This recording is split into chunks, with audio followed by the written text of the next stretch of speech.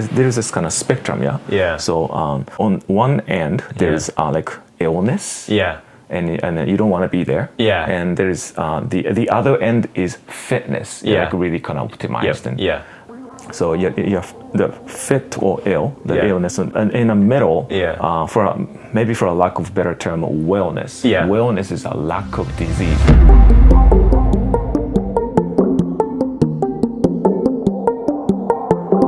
Welcome guys to our first episode of Table Talks Tokyo. I have with me today one of my best friends and inspirations, mentors, just overall amazing human beings, Hidetaka Mizohata, or informally known as Hide. And so today we're really just going to get into health and wellness, why he does what he does, how it's helped him be successful and staying so healthy.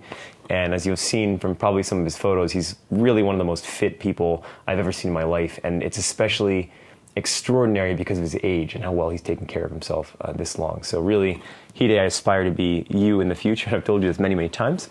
And so today we just want to have a chat and kind of talk to you about who you are, what you do, what you believe in. And then you're obviously extremely passionate about health and wellness. Where does that come from? When I was a child, I was a really weak, kind of sickly child. Okay. Which is not something we would imagine knowing you today, but yeah. Yeah. I was like slowest in a kindergarten. Yeah. So there was kind of sort of sports festival kind of thing, right? And I was like really weak, slow, and just catch cold all the time, kind of child. Interesting. Okay. And but as I got into like playing sports and stuff like that, it got a little better. Okay. I started going to the gym. Okay. I had some kind of rudimentary equipment at home too, so like ab roll and stuff like that. Yeah. So I started. Can you do the standing ab roll?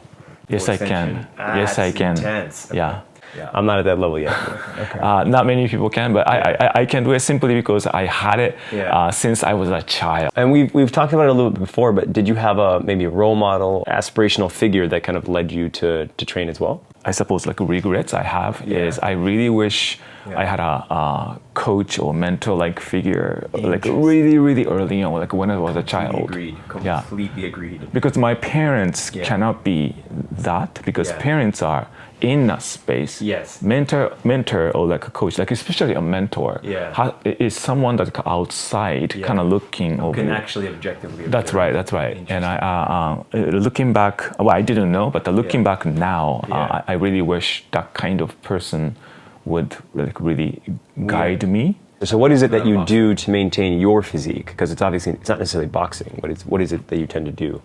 I like the movements, but like my movements to be functional, meaning something that like useful in daily life. Yes. No, I'm 100% with you. Everything I do is for that same purpose. Right, because I think that's the definition of the functional movement. That's useful in daily life. Yeah. Correct.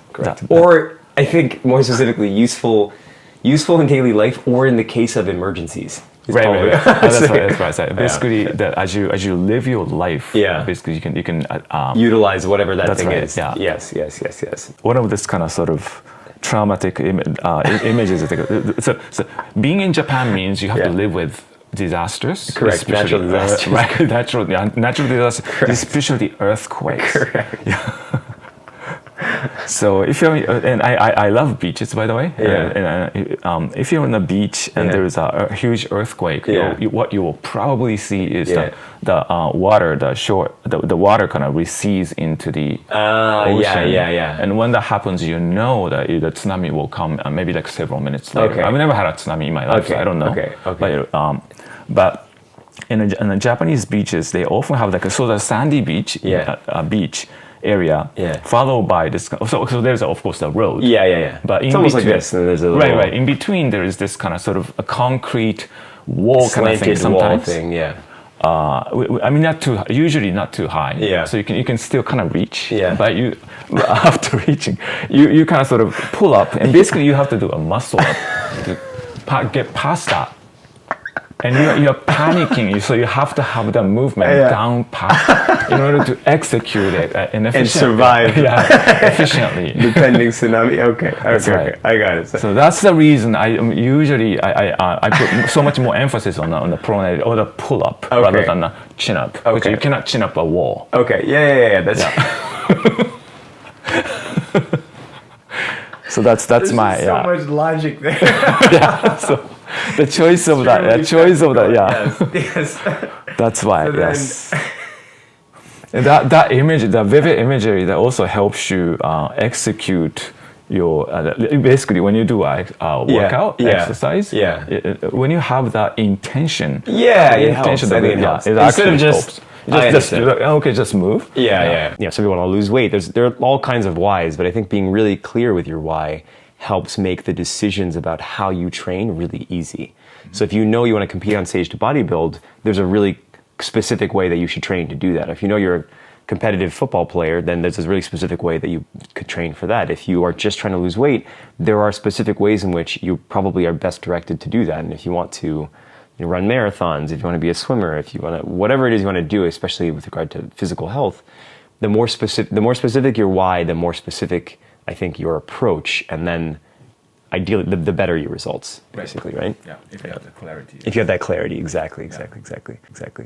Interesting. The importance of taking actions. Yes. And knowing what's important, like why, knowing your why, so you know what's important. Yes. If you know what's important, you have that means you have a clarity. Clarity. Yeah. When a person is motivated enough to move, it's either that you want to be positive, you want to be something that you are not yet. Yes, to grow into. Yeah. Right. And there's this kind of other direction that you wanna. It's a pain evasion. You don't become something. Right. You don't want this. So I will move out away from this thing. Interesting.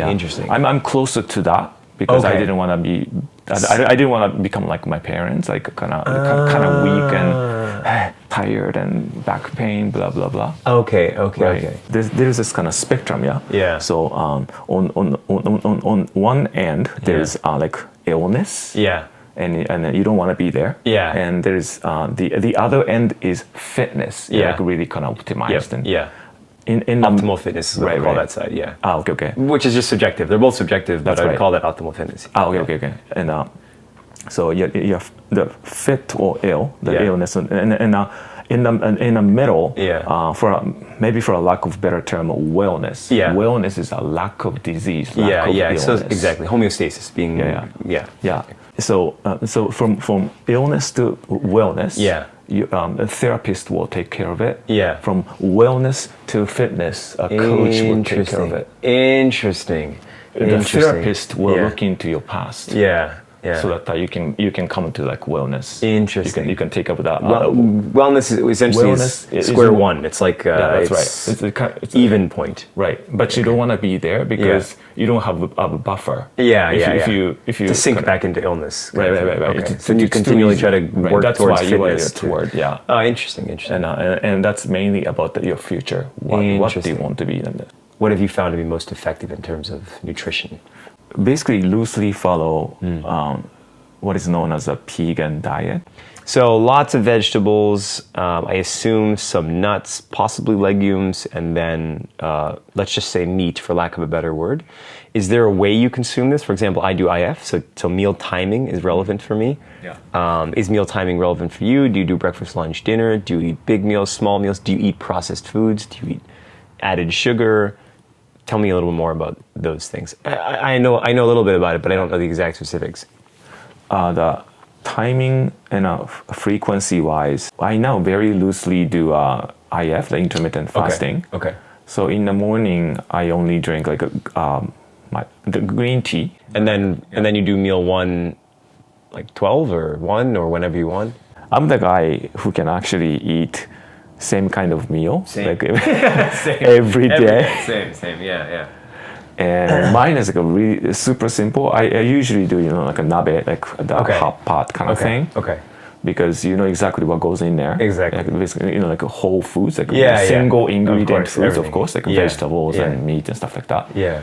And so I do I usually do that Okay. because then I don't have to use the oil, so it doesn't the kitchen doesn't get all messy. Yeah, right. Interesting. So usually a big nabe pot, and I assume it's just a like normal nabe, kind of a base of vegetables.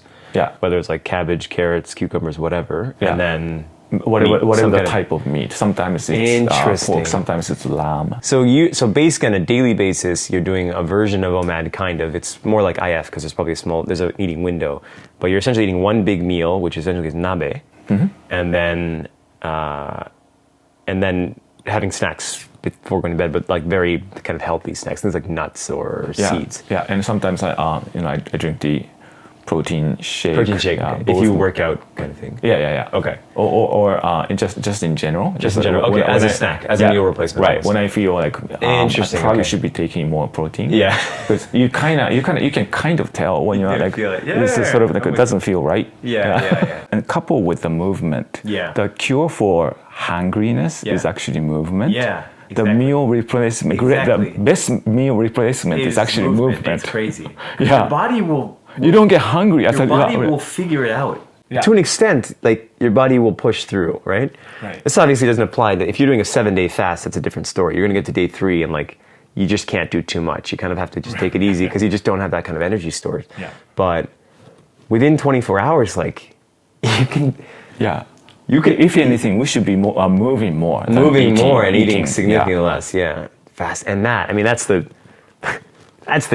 takeaway. We should be fundamentally moving more, even if that's just walking, straight up moving more and consuming less. Right.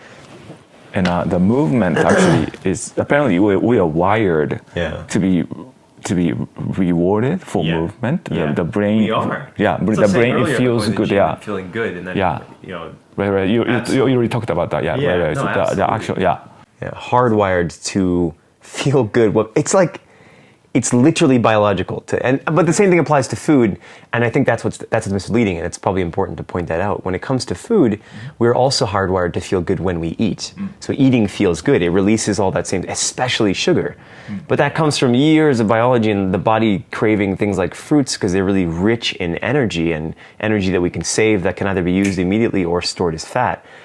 In today's world, we don't necessarily need nearly as much of that fast-acting energy. So like fruits are still valuable, but we just don't necessarily need all the fructose because your average person, adult at least, is not that active if you're kind of your general population working person. If you're kids and you're running around doing whatever, then it's a different story entirely. But yeah, I think that's what's maybe misleading, is that the joy we get from moving is similar, I think, probably on a biological level, and this is, I'm making an assumption here based on the little I know about the biological impact of movement and food in the body, but I assume that the movement, the feeling, the positive feeling we get from movement probably but is similar to the kind of positive feeling we get from eating in terms of, on a biological level, how it makes us feel. So then now that we live in a world where we can eat all the time, it seems easier to just eat all the time and kind of feel good, but we can't do that because we have to move. Like there was a biological reward for moving. You move and feel good, and then you find your food, and then you also feel good. So move and feel good, find food and feel good. Now we don't have to move at all to find food, so we're just feeling good from food. But like this other component is so important, and we're missing it, right? Yes. Very interesting. Love these conversations with you. We do this kind of stuff all the time, but I'm really happy that we can do this in a way where these guys can kind of share in the experience. So thank you for making time to join me today. Guys, thank you for watching. For those of you who stuck with us, this is the first of hopefully what turns out to be a variety of Table Talk Tokyos. And I can't thank you enough, Hide, again for joining. No, thank you for having me. Guys, thank you for watching. If you haven't already, please subscribe, hit the notifications button, and give this video a thumbs up if you enjoyed it. And probably most importantly, I'm really hoping that this can be a kind of launching point for future conversations involving the topics of health and wellness and fitness and habits. So if you guys have questions, please inform us. We're very much people who are interested in knowing more, and I work professionally as a health coach. Hide has years and years of experience and certifications in all kinds of fields related to health, wellness, and fitness. But there's always more to be learned, and frankly, I'm more than happy to hear what people have to say about these subjects. If people have questions, I'm more than happy to answer them. Hide is more than happy to answer them as well. So you guys can drop comments in the comment section below with any kind of questions. If you have concerns, you want to know more, please feel free to let us know. I'm sure we'd be happy to help answer whatever we can answer. We've been in this game for a little while, and we've learned our fair share of things, but there's still a lot to be learned. And so I think the process of sharing and learning is imperative, and hopefully this is just another stepping stone towards that. So again, thanks for watching, guys. We'll see you next time.